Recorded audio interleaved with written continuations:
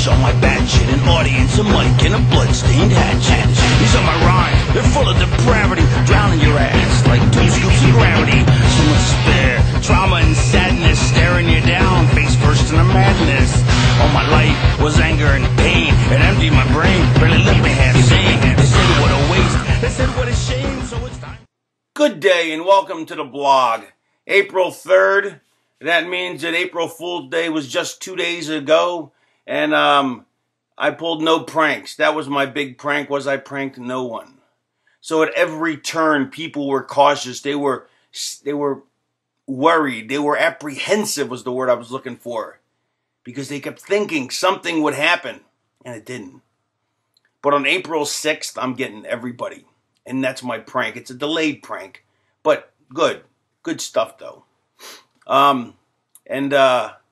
Most of my pranks work best on like 8-year-olds. You know, when they have like the pajamas with where the feetsies are attached, and then you put mashed potatoes in the feetsies, and then when they walk around, they go, "Hey, there's mashed potatoes in my feetsies." Not in my feces, in my feetsies. Feetsies with a T, not a C, like a feces. Although you could put feces in there if you're a really rotten bastard. Well, we'll see if I like the kids or not.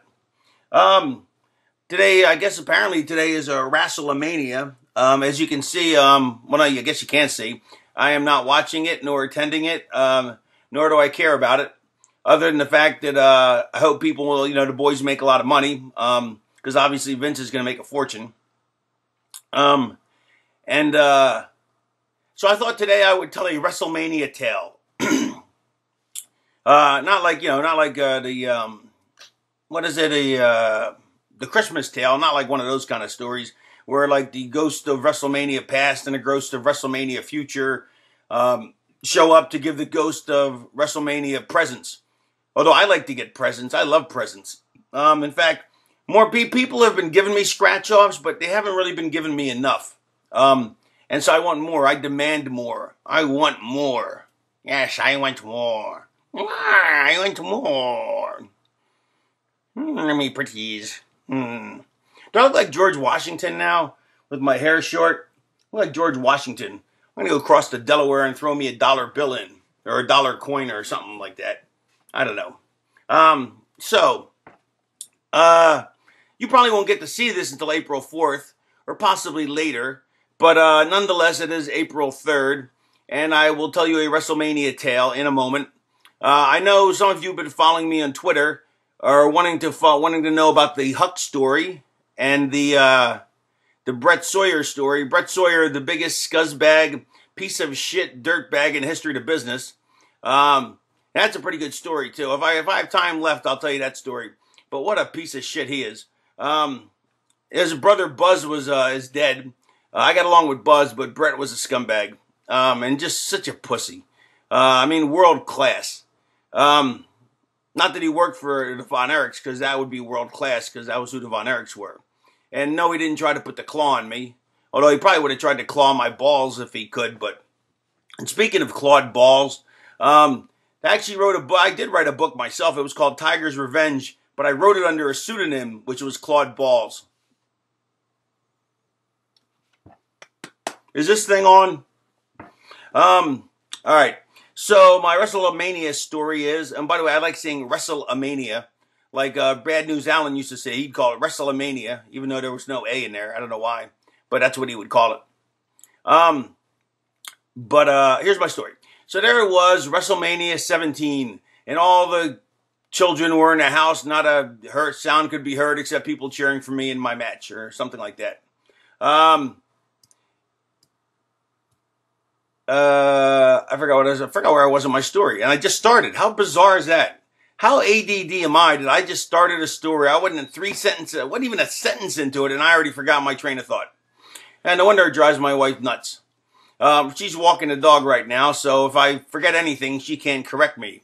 Because apparently today at I do a Wrestle Reunion gig, convention, and I had my wife with me, and lots of people were all excited to meet my wife because all they do is hear her in the background correcting me and telling me stuff, and they want to know who the mystery gorgeous woman is, and she is stunning.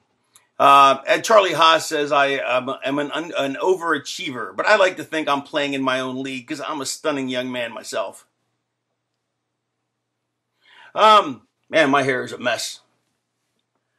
But nonetheless, back to the story. How about like this? Larry and the Three Stooges. All right. So remember anybody remember WrestleMania 17, the biggest WrestleMania of all time? And look, I want to point out I was the only one I was in. Well, I mean, I was in WrestleMania 10, but I was a commentator, and I wasn't even a commentator. I was more like a fly on the wall. I was one of those guys who walked around and interviewed people. But I only did the pregame show. I don't think I was in the real show. Maybe I was. But WrestleMania 17, the biggest one ever, and I was in it. I am the deciding factor. So I would say I would say most of the reason that was so huge was probably because of me. I'd say the odds of that is being true is 10% and 90%, maybe 95% being incorrect. But so we had this hardcore match. It was really, really good. Me and the Big Shoe, the really big shoe. That's what Ed Sullivan used to call him. We got a shoe, a really big shoe, and Kane. And so it was me, Kane, and the Big Shoe. And they came up with the WWE actually came up with a pretty cool spot for me where they threw me through a plate glass window. And then they actually were like, okay, we'll leave your leather jacket on for the match so it doesn't get hurt. I'm like, what? Don't be a pussy. I'm not wearing my jacket. Just chuck me through it. Didn't hurt a bit. What a bunch of pussies. But that was pretty cool. And then they set up a thing where we were going to have a chase where I'm chasing, I'm in a golf cart and Big Show's like choking me from behind while I'm driving it. And then, and I think what's supposed to happen is Kane's supposed to be driving and he's supposed to either chase us or we chase him. I forget who's going to be in the lead in the chase scene. And yours truly screwed the whole thing up.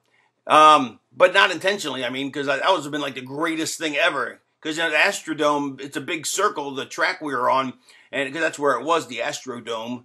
And that wasn't named after the dog of the Jetsons, Astro. Nor was it named after Astro Boy. It was named after, I don't know who it was named after, probably the team, the Astros. But I wouldn't swear to it. Well, actually, I guess I would swear to it. But so the golf cart is chasing. So we're having this big chase scene around the golf cart. But we haven't even got to Kane yet. So it's only like me and the Big Show in the golf cart. And so I'm trying to oversell it like he's like, he's wrecking up the cart. So I'm going, and I'm trying to skitch back and forth. You know what I mean? And there's this metal fence on the side of the thing. So I'm thinking I'll bounce off the fence, careen off it, so it'll look really cool like in the movies. And unfortunately, the fence wasn't connected to the cement we were on, so when I careened into it, I went, and I need some merchant. Let's see, I need a toy car. Do I have a toy car? No, I don't, but I do have a toy piece of tape, and so the tape was going, and it went, and it just fell off the earth, and the two tires went off the edge, and on the left side, and it went, oh, I was so pissed. And I actually tried to get out of the cart and pick the cart up and put it back on track. And the Big Show's like, no, just keep going. I was like, nah. But I wanted to keep going. And I thought it would have been cool if we put the cart back on track. Because that's right, Kane was chasing us because Kane was going to come up. But then I ran out into the middle of the road anyway and got run over by Kane. So that was pretty cool. But here's the interesting part. And this could have made WrestleMania history and WrestleMania history. And this could have made me to some, the greatest man alive, but to most, in retrospect, the greatest man alive to everyone.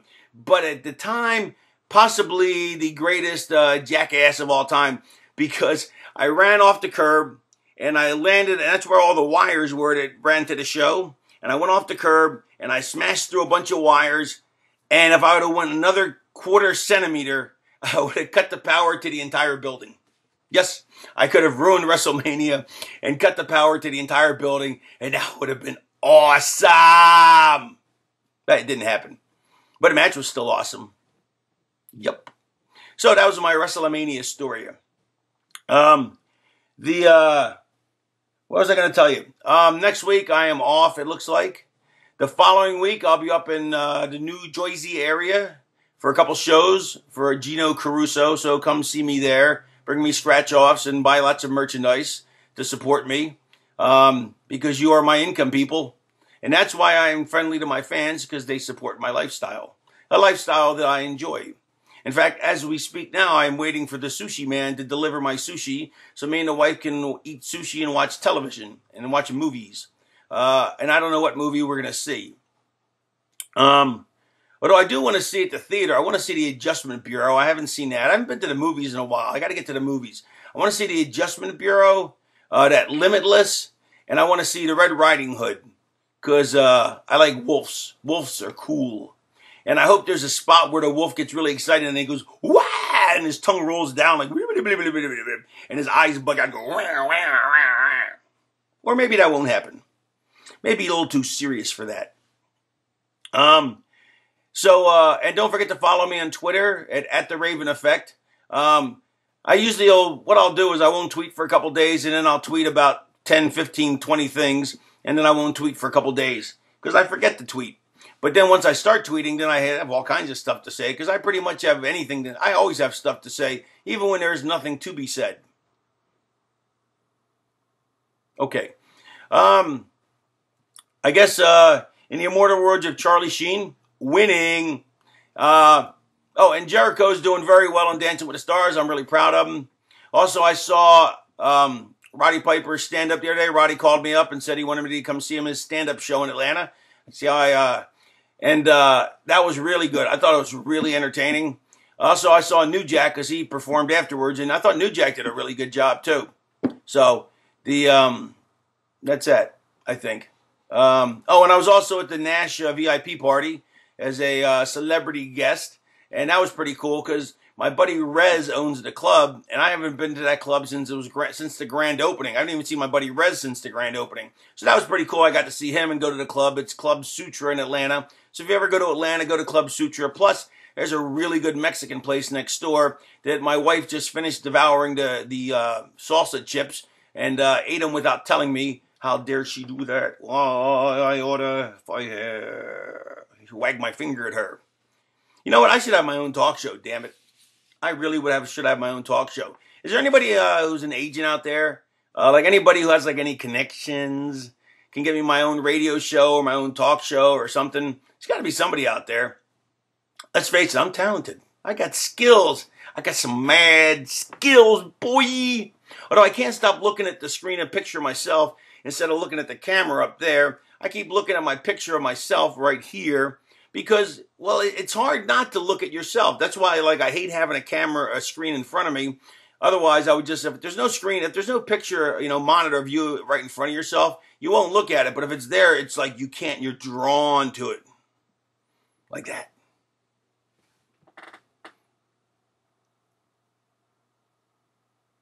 Ooh, I think I see the off button. No, that's not the off button. Damn it. We're hunting an off button. Be very, very quiet. Also, got to see Dreamer today. And that was kind of cool because, me and Dreamer have such a history together, going to summer camp and all. And he's never got to meet my wife, so he got to meet my wife today, which is pretty cool. And he was very charming and fat as usual. And so I think that's it. All right. If I don't see you around here, I'll see you around. No, wait, that's not it. If we don't see you around here, we'll see you around here. Little redneck joke there. All right. I look for the off button and then I go bye. I go bye-bye. I go bye-bye. I'm going to start doing magic tricks on this thing, I think now. Oh, look at I'm all sweaty. I was doing cardio. And when by cardio, I mean I was laying in bed watching TV, but the blankets were on and it was too hot.